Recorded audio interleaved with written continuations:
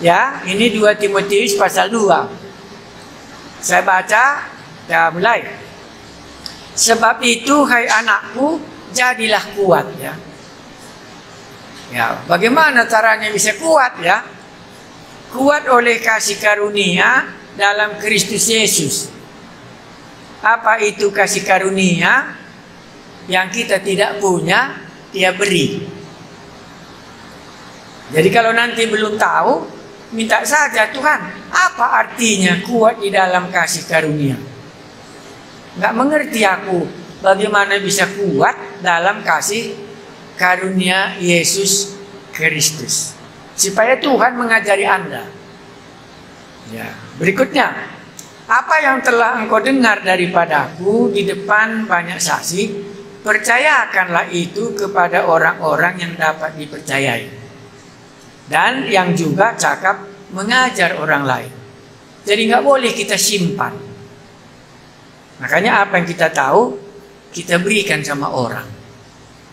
Waktu kami belajar ini, ada satu kata yang diucapkan oleh Tuhan Yesus. 2-3 orang membicarakan mengenai namaku, aku ada di tengah-tengah mereka. Itu janji Tuhan Yesus. Kita nggak bisa hidup tanpa janji Allah. Di manakah 2-3 orang membicarakan nama Yesus dan Yesus hadir? Ada yang ingat? Dia menceritakan Tuhan Yesus. Baru tiba-tiba dia di tengah-tengah mereka. Karena apa yang dikatakan Yesus itu mau dibuktikannya. Makanya kalau kita menceritakan Yesus kepada orang lain, kita juga diberkati.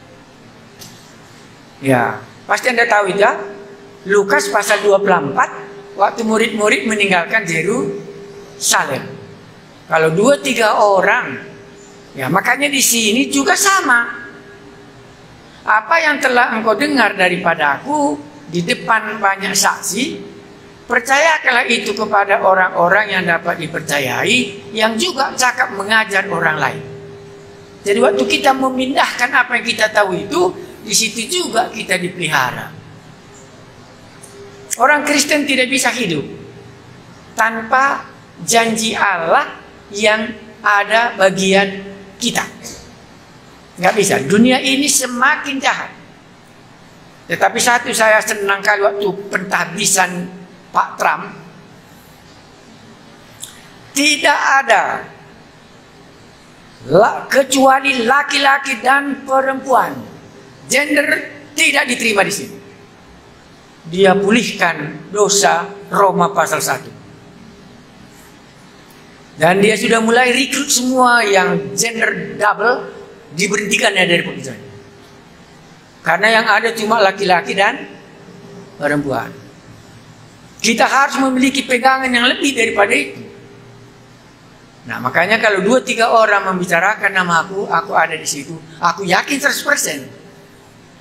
Karena Tuhan sudah membuktikannya dalam Lukas pasal 24. Allah menyertai kita. Nggak ada janjinya kalau kita berdoa Allah menyertai. Tetapi ini dijanjikan.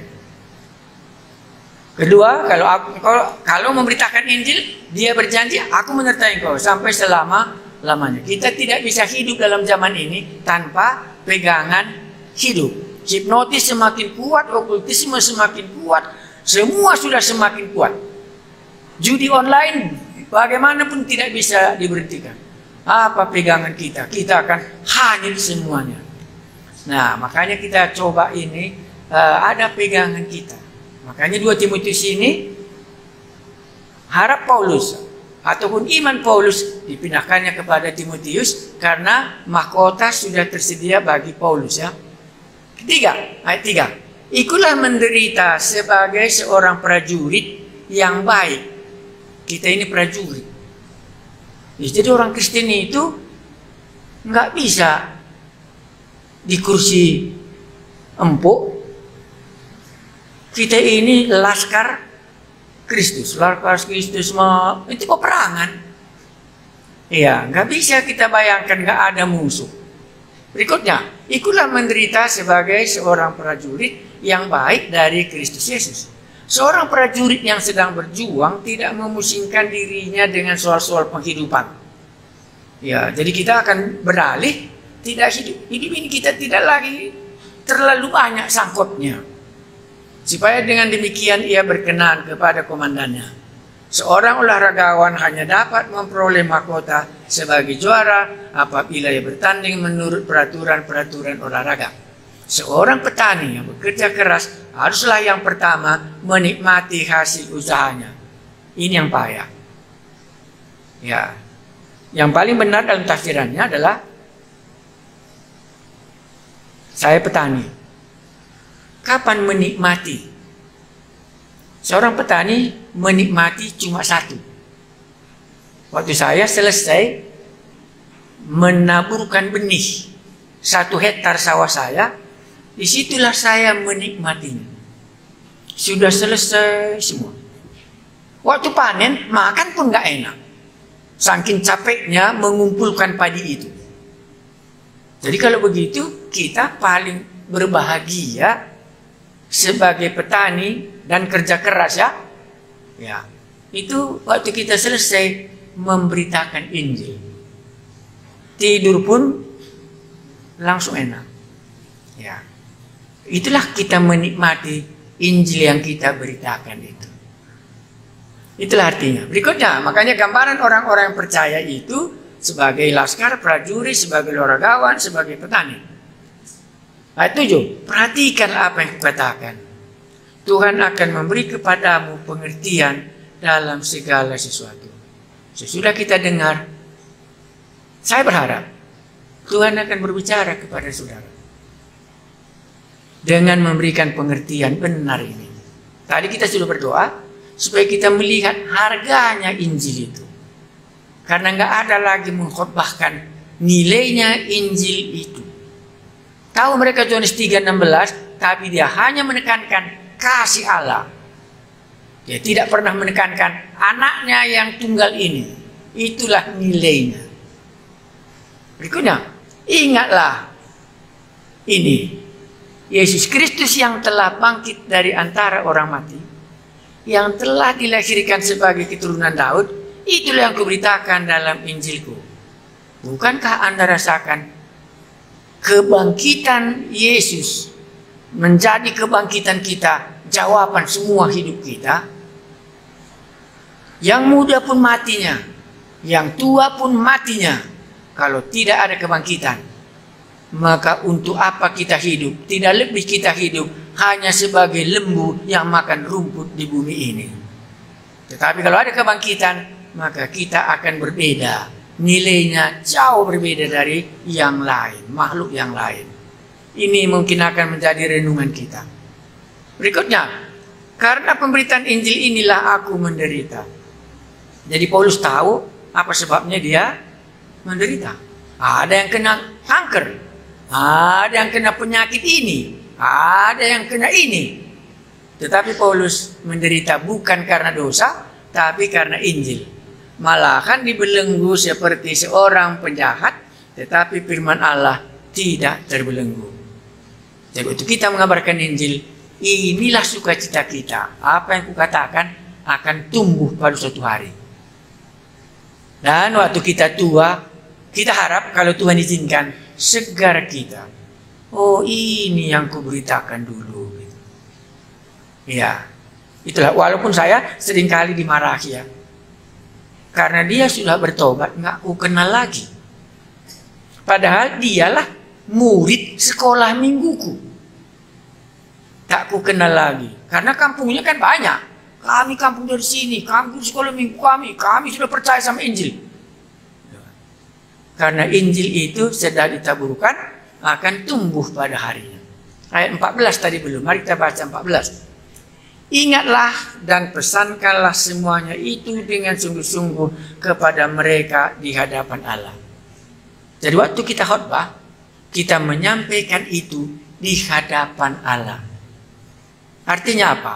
Allah menjadi saksi bahwa apa yang Anda katakan, Anda sampaikan kepada si Anu ini, maka dia harus bertanggung jawab atas firman Allah yang sudah kita sampaikan kepadanya di hadapan Allah. Kalau dia tidak percaya, maka lepaslah aku dari tuntutan itu. Tapi kalau dia percaya, maka kasih karunia sudah menjadi bagiannya. Karena kalau orang berdosa mati dan kita tidak peringatkan, maka aku akan menuntut pertanggungjawaban kepada kamu. Itulah makanya Paulus, walaupun harus mengalami penderitaan, dia senantiasa mengabarkan Injil supaya dia tidak akan dituntut pertanggungjawaban atas nyawa orang berdosa yang akan binasa. Itu kita kuat. Berikutnya, agar jangan mereka bersilat kata, karena hal itu sama sekali tidak berguna, malah mengacaukan orang yang mendengarnya. Ayat 15. Usahakanlah supaya engkau layak di hadapan Allah sebagai seorang pekerja yang tidak usah malu. Jadi layak di sini tidak malu. Kurasa kita salah satu kecenderungan kita malu kita menceritakan Injil. Apalagi dia lebih hebat daripada kita. Tapi kalau ditanya Paulus, aku seorang penjaranya. Tidak adanya jabatanku apa-apa. Tapi kepada Raja Agripa pun kusampaikannya Injil itu kepada Raja sebagai orang tahanan. Pasti kita lebih tinggi daripada Paulus. Tetapi dia tidak malu. Usahakanlah supaya engkau layak di hadapan Allah sebagai seorang pekerja yang tidak usah malu, yang terus terang memberitakan perkataan kebenaran itu. Ini kebenaran terus terang kita katakan. Tetapi hindarilah omongan yang kosong dan yang tidak suci, yang hanya menambah kefasikan. Tidak boleh kita bertengkar atau perkataan yang kita lebih-lebihkan, kosong. Itu tidak boleh. Ayat 14, ada di sini panpeannya. 17, perkataan mereka menjalar seperti kanker. Jadi rupanya ajaran sesat itu seperti kanker, dia mempengaruhi hidup orang. Perkataan mereka menjalar seperti penyakit kanker. Di antara mereka termasuk Himeneus. Jadi jemaat Efesus ini orang ketiga mengajarkan ajaran sesat. Kedua, Pilatus. Ini kedua lagi ajaran sesat. Baru berikutnya ayat 18. Yang telah menyimpang dari kebenaran. Dengan mengajarkan bahwa kebangkitan kita telah berlangsung. Dan dengan demikian merusak iman sebagian orang.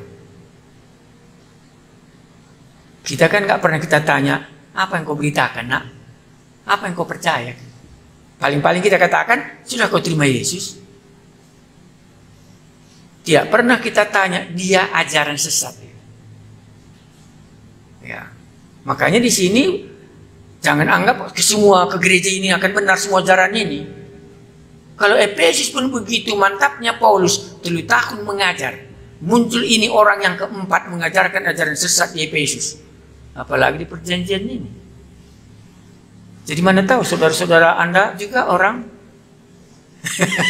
Makanya ada baiknya kalau kita memperbincangkannya. Dengan demikian, waktu Yesus ada di situ bisa kita tahu salah rupanya ajarannya. Ya, ini di sini. Apa imannya? Kebangkitan sudah terjadi. Karena mereka membicarakan soal kebangkitan. Jadi kedua kawan kita ini, Himeneus ini dan Pilatus ini mengatakan kebangkitan itu sudah terjadi. Jadi kalau sudah terjadi kebangkitan, bagaimana nasib kita yang masih di bumi ini? Berarti kita tidak ke surga lagi. Ngapain kita jadi orang Kristen? Itu di sini. Karena memang iman orang abad pertama, nanti Anda bisa bandingkan iman Anda. Mereka paling kali kuat adalah bangkit dari antara orang mati. Bukan dosa diampuni. Itu kuatnya mereka ini. Itu makanya kalaupun mereka dibunuh, disiksa, dianiaya, tidak apa-apa. Yesus pun disiksa, dianiaya. Pada hari ketiga bangkit dari antara orang mati. Kita pun akan bangkit. Tidak menjadi persoalan bagi mereka. Kita yang paling kuat penekanannya di mana? Dosa diampuni. Sesudah itu kemana? Ikut dunia. Iya kan gitu ya. Tapi abad pertama rupanya tidak. Maka di sini sesat juga adalah orang yang menyalahgunakan tentang kebangkitan sudah berlangsung. Nah makanya tadi kita berdoa, Tuhan berilah kami pengertian. Mana lebih kuat? Dosa diampuni atau bangkit dari antara orang mati. Karena di dalam Alkitab ini orang yang percaya akan kebangkitan gampang kali dia mengalahkan dosa.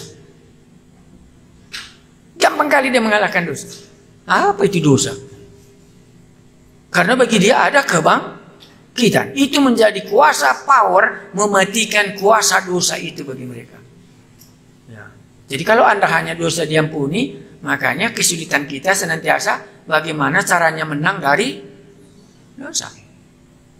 Abad pertama rupanya ini tadi. Maka waktu aku memberitakan, ingat ini, Yesus Kristus yang bangkit dari antara orang mati, itulah yang aku beritakan dalam Injilku. Ya. Cukup Anda bagaimana? Dosa diampuni atau yakin bangkit? Oh dua-dua? Mantap lah aturannya kalau dua-dua kan tidak double itu berarti. Tadi satu supnya, satu lagi apa tadi? Karena aku makan tadi supnya itu. Iya mantap sama aku. Karena pakai merica dia. Makanya keringatan kita karena walaupun hujan. Ya, karena dia memberikan energi. Kalau memang ada kebangkitan, apa yang kita risaukan hidup ini? Bisa dimulai, itu nanti di belakang, nanti Anda baca. Ajaran sesat di situ, senantiasa dia mau diajar. Senantiasa dia mau beribadah. Tapi menghindari kekuatan imannya itu. Nanti Anda baca di belakang, itu ajaran sesat. Senantiasa mau diajar. Tapi kapanpun nggak sampai kepada mengenal kebenaran. Ya, kalau Anda yakin dosa Anda diampuni dan yakin ada kebangkitan, gempar tanah karuni kita buat. Murid cuma 12, gempar dibuatnya dunia. Mulai dari Yerusalem sudah sampai di tanah Karus malam ini. Gempar, ya, gempar. Ya. Satu orangnya Protestan itulah Martin Luther, gempar pada dunia ini. Karena itu memberikan kuasa. Dosa kita diampuni. Ya. Baru kita akan bangkit dari antara orang mati. Datang setan, kau masih muda, enggaknya kau mati gitu. Kebetulan dia kena kanker, jadi sudah kena kanker nggak bisa lagi berbuat apa-apa karena sudah dirundung oleh itu di laser dia di kemo. Jadi tiap 2 minggu sekali sudah kemo memenuhi dia. Dia tidak berani lagi mengatakan Yesus menyertai aku karena sudah kena kanker dia. Nah, itulah kalau memang yakin. Aku kan menunggu benarkah atau tidak. Ya, kalau memang benar hati, tunggu saja. Walaupun dia kecil, akan membakar seluruhnya. Kalau memang dia benar yakin dosanya diampuni, nggak akan pernah tertutup Injil. Dimanapun akan kedengaran. Ya, kalau dulu kami di Kabanjahe ini, cuma 4 orang, 5 orang kan. Kalau belanja saya, entah beli apa saja, terdengar nanti. Karena aku juga bawa Injil, ku berikan sama dia. Oh, kemarin juga beli di sini, di bawahnya. Mungkin itu anak buahnya katanya. Siapa aku bilang? Begini-begini orangnya. Oh, itu adekku. Duduk aku di angkot Medan Kabanjahe. Kan ku bawa juga lah buku-buku kan. Baca buku bilang. Ya, terkejut dia. Waktu aku ke Medan pun ada juga perempuan begini duduk di tempat aku. Kok sama dikasihkannya? Mungkin anakmu itu ya katanya. Imannya itu terdengar, Bu.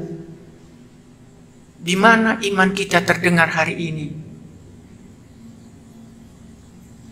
Itulah mula-mula di sini. Terdengar imannya. bahwa dia memberitakan Injil kepada ibu ini. Baru kubilangkan, sama, rumahmu di mana rupanya? Aku bilang, oh betul dibilang adikmu itu pun di sana rumahnya. Hanya belum sempat aku datang ya. Kan sopan dia. Tapi kedengaran imannya tadi. Nah di sini tadi kalau kita mempercayai dosa kita sudah diampuni. Dengan apa dosa diampuni? Emas, perak. Nah makanya Petrus itu menghargai kali. Itu bukan emas dan perak. Itu dengan darah. Cuma Petrus mengungkapkan penebusan ini mahal. Yang lain semua dengan cuma. Karena dia bisnismen, tahu nilai yang mana yang harus dipilih. Cuma Petrus memakai itu. Kita telah ditebus dengan darah Kristus yang mahal. Tidak menurut emas dan tidak menurut ini. Dia cuma mengungkapkan penebusan itu mahal. Yang lain mengatakan penebusan ini apa? Cuma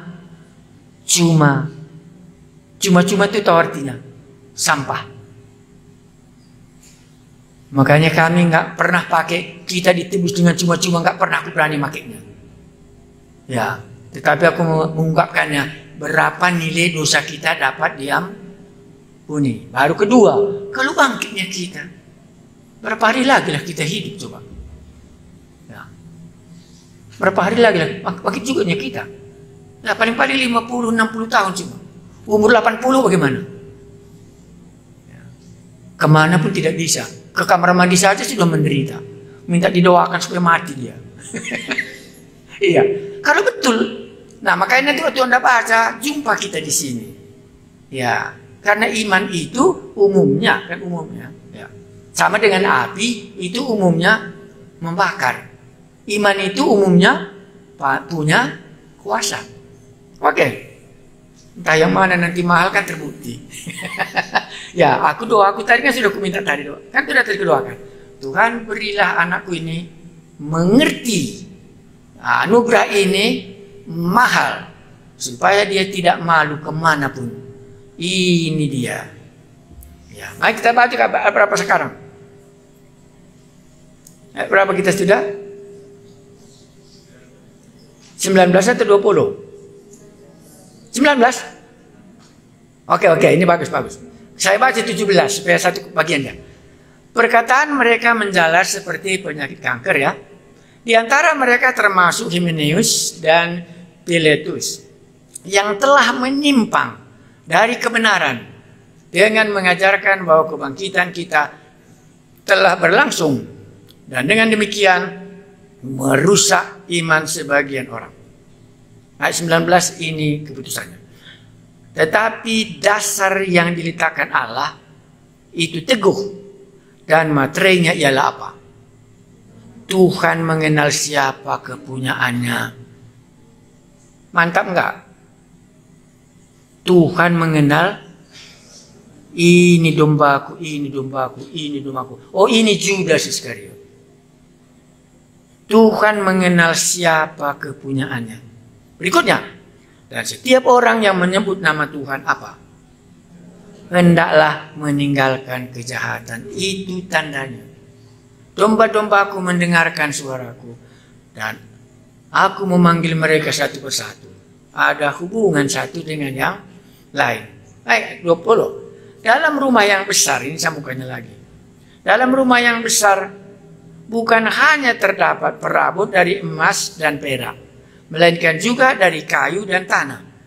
Yang pertama dipakai untuk maksud yang mulia dan yang terakhir untuk maksud yang kurang mulia. Jadi Paulus membawa Timotius di rumah orang-orang besar banyak. Ada kayu, ada ini, ada emas dan ini dipakai untuk tuannya dalam pertemuan-pertemuan yang besar. Tapi ayat 21 jika seorang menyucikan dirinya dari hal-hal yang jahat, ia akan menjadi perabot rumah untuk maksud yang mulia, yang dikuduskan, dipandang layak, untuk dipakai tuannya, dan disediakan untuk setiap pekerjaan yang mulia. Apa artinya itu? Apa arti ayat ini? Siapa yang bisa dipakai Allah di sini? Iya, kudus. Ya, jadi kudus di sini. Apa bedanya dengan ajaran sesat?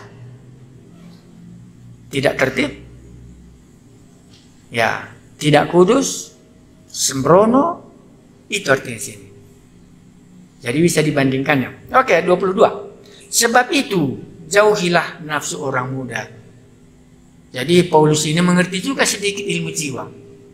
Pemuda ini memiliki nafsu muda. Aku tidak bisa jelaskan. Tetapi dikatakan, sebab itu, jauhilah nafsu orang muda. Berikutnya, kejarlah keadilan, kesetiaan, kasih, dan damai bersama-sama dengan mereka yang berseru kepada Tuhan dengan hati yang murni.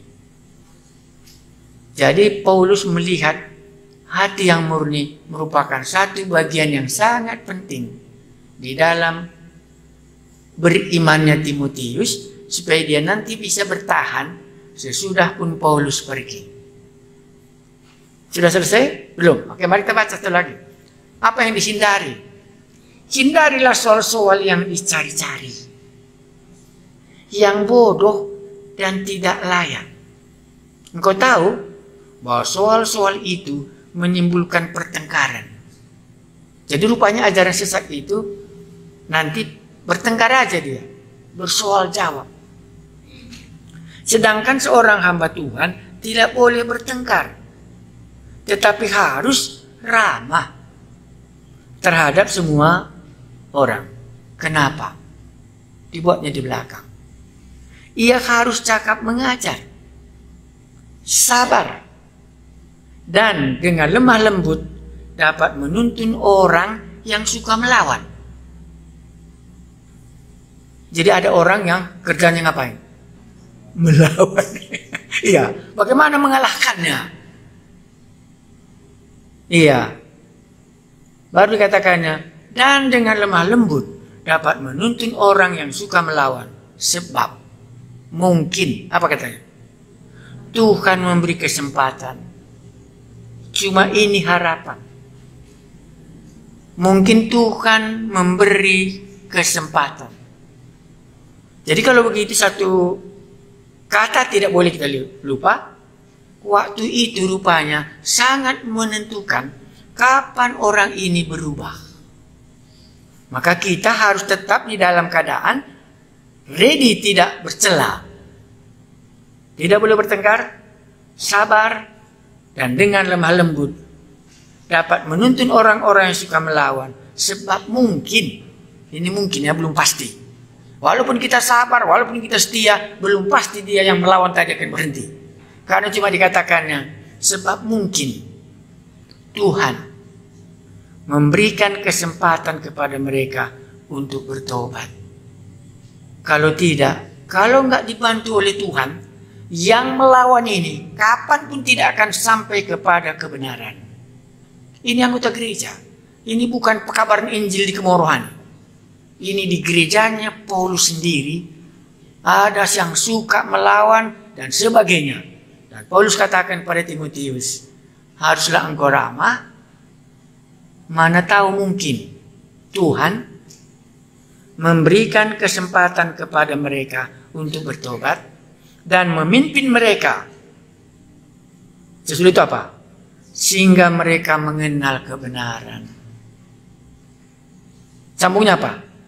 Dan dengan demikian mereka menjadi sadar kembali. Mabuk dia. Sesudah itu apa? Karena terlepas dari mana? Dari jerat iblis.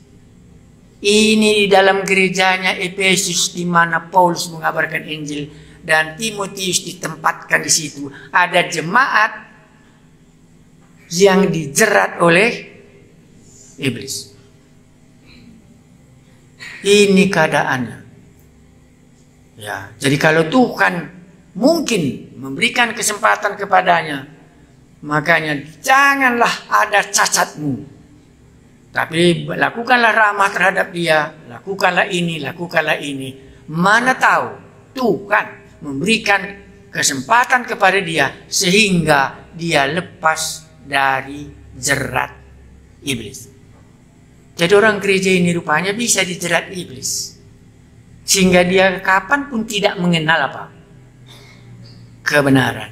Kapanpun dia tidak sampai kepada keselamatan. Kapanpun dia tidak bisa melihat nilainya gereja ini. Kapanpun dia tidak sempat melihat hebatnya Yesus yang bisa mengampuni dosanya. Dia dijerat oleh iblis. Tapi bukan kerasukan. Kemauannya itu dijerat iblis.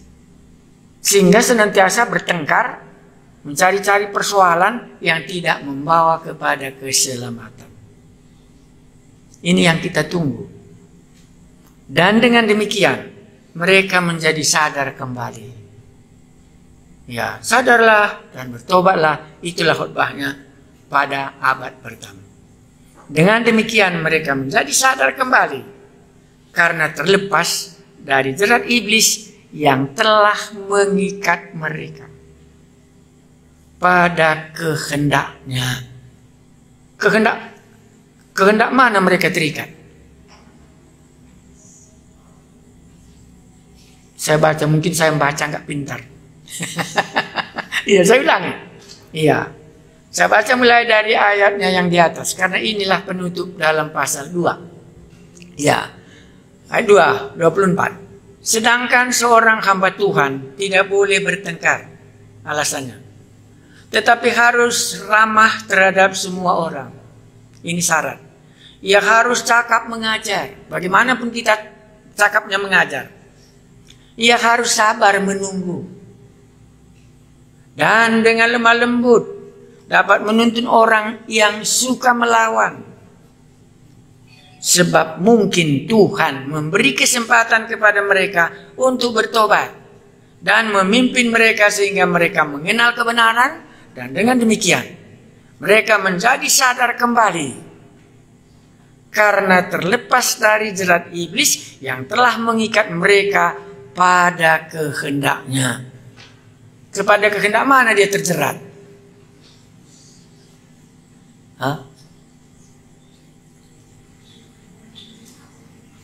Kepada kehendak mana orang ini terjerat? Ini ada ahli-ahli yang belajar di ilmu kejiwaan, psikologi namanya. Yang belajar psikologi, di mana dia ini terjerat? Jadi bukan kehendaknya suka melawan, bukan kehendaknya tidak mengenal kebenaran. Tidak, ini iblis yang menjeratnya, membuat kehendaknya atau pengertiannya tidak pernah sampai kepada kebenaran. Dan di sini cara melepaskan orang yang tidak normal ini hanya satu. Kalau Tuhan memberi kesempatan sehingga dia sadar bahwa kehendaknya itu ada di tangan iblis. Ya, jadi dia bukan kerasukan. Dia bukan kerasukan. Kerasukannya cuma apa? Kehendaknya. Itulah di sini. Kehendaknya itu ditawan oleh iblis. Nah, makanya tadi kusebutkan secara psikologi, orang-orang psikologi, ya saya lama belajar psikologi ya.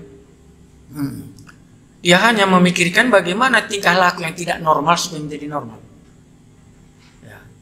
Di sini dia tidak normal, suka melawan, ini itu dan sebagainya. Diajar pun tidak pernah mengenal kebenaran, karena kehendaknya sudah diikat ya. Ini dia pakai ya, supaya dia lepas dari jerat iblis yang telah mengikat mereka pada kehendaknya iblis itu. Jadi kehendak ini bisa dikuasai oleh orang luar. Ya, nanti akan jumpa kita Roma pasal 7:24. Aku mau berbuat baik tapi yang jahat yang kulakukan. Kalau begitu aku manusia celaka. Ya, tapi itu nanti khotbahnya di remaja. Karena ada di dalamku rupanya, makanya begini tingkah lakuku. Jadi di sini di tingkah laku jemaat Efesus ini seringkali katakannya iblis karena latar belakang jemaat Efesus itu kebanyakan dari penyembahan berhala. Maka Efesus pasal 2, dahulu kamu telah ini dan ini. Kita semua di sini baru angkatan pertama. Kalau enggak semua kita ini penyembah berhala, maka kehendak kita bisa lengket di sana. Makanya sifat-sifat kita kalau kita baca di sini akan jumpa cukup banyak sama. Iblislah mengikat kehendak orang ini. Sehingga kalau hamba Tuhannya ini dengan sabar dan dengan lemah lembut menantikan. Mana tahu mungkin Tuhan akan jadi minta pertolongan Tuhan, sadarkanlah dia. Supaya kehendaknya yang ditawan oleh iblis ini bisa dilepaskan. Sehingga dia bisa mengenal kebenaran. Karena ajaran sesat tadi sudah menyesatkan dia. Sehingga tersesatlah ajarannya. Termasuk ada 2 orang disebutkan namanya di tengah-tengah gereja itu. Jadi bukan berarti kita ini semuanya kudus. Bisa saja ada di antara kita ini yang kehendaknya ditawan oleh iblis. Dan senantiasa kehendaknya melawan. Kalau nggak diperintahkan dikerjakannya. Waktu disuruh. Karena bukan dia itu. Kalau nggak disuruh tadi nyapunya dia, waktu disuruh nyapu melawan dia. Jadi biarkan saja kan nanti dikerjainya gitu. Tapi kalau nggak kan disuruh bertobat kan payah. Ya maunya dia bertobat, tapi waktu disuruh nggak mau dia karena memang kehendaknya dijerat. Iya mana tahu nanti Anda bisa tanya, kok bisa kehendak kita dijerat? Kita nggak bebas kita. Makanya ajaran tadi nggak bebas dia. Makanya dia mengeluarkan ajaran kebangkitan sudah terjadi. Sehingga terjadi kesesatan lebih banyak lagi bagi orang yang lain gitu. Iya. Makanya kehendak kita ini janganlah maunya dijerat oleh iblis. Ya. Tapi kalau sudah dijerat bagaimana Pak? Jawabnya cuma satu. Mungkin Tuhan. Itu kata Paulus ini. Ya, karena nanti ada di belakang. Kalau sudah kau peringatkan 2-3 kali, usirlah dia. Karena menurut Paulus tidak bisa lagi diluruskan. Nanti Timotius hilang. Dan nanti waktu Anda bacakan nanti jumpa itu. Usirlah dia orang demikian. Jangan kau bergaul dengan dia. Ayat berapa itu di sini?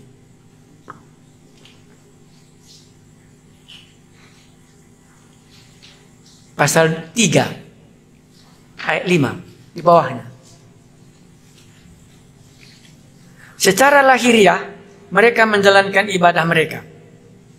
Tetapi pada hakikatnya mereka memungkirinya. Jauhilah mereka itu. Ya, karena nggak bisa lagi ditolong. Karena jerat iblisnya tadi mengikuti kehendaknya. Ya. Sehingga dikatakannya jauhilah mereka. Jadi bagaimana maksudnya jauhi mereka? Di gereja pun dia dibiarkannya saja. Ya, supaya tidak mempengaruhi hidupnya Timotius. Ya, itulah di sini. Dibuatnya merah yang tukang ketik ini. Jauhilah mereka ini. Mungkin Anda di pihak Allah. Tapi Allah mengasihi Pak. Ya, karena kita cuma tahu satu sisi. Kalau Allah itu mengasihi, kenapa disuruhnya anaknya mati di kayu salib?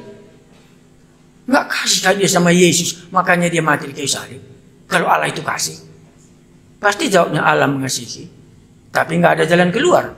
Kalau anaknya tidak diserahkannya mati di kayu salib, ya Bapak, mengapa engkau meninggalkan aku? Eloi, Eloi, sama tadi, Allahku, nggak ada pengampunan dosa.